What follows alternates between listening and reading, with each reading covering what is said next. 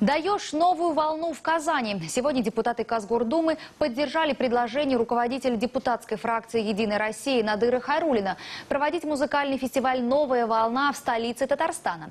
Депутаты приняли решение направить открытое письмо обращения министру культуры России Владимиру Мединскому и композитору Игорю Крутому с официальным предложением проводить этот популярный телефестиваль в Казани.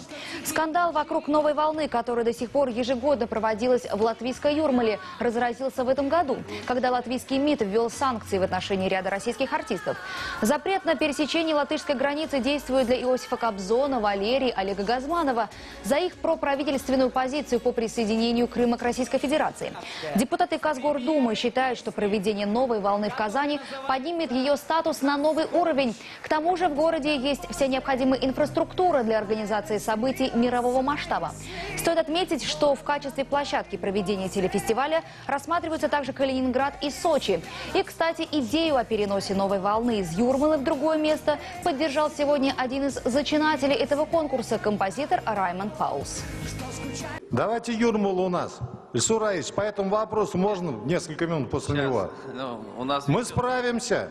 Действительно, сегодня терпеть уже эти нападки со стороны руководства, которые в Латвии официально высказываются, негативно в отношении нашей России, хватает за душу. Не хотят пускать в Юрмалу, давайте будем приглашать в Казани. Опыт в Казани очень большой.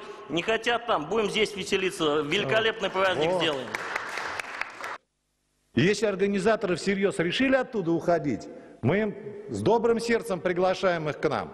Пожалуйста, народ Татарстана самый дружелюбный на свете. Он примет их. Мы должны ставить себе амбициозные задачи, амбициозные цели, тогда этим будет интересно заниматься. Просто новую волну – это скучно. Давайте сделаем новую волну, чтобы волна шла по всей Евразии, от Европы до Азии, и гребень волны был бы в Казани.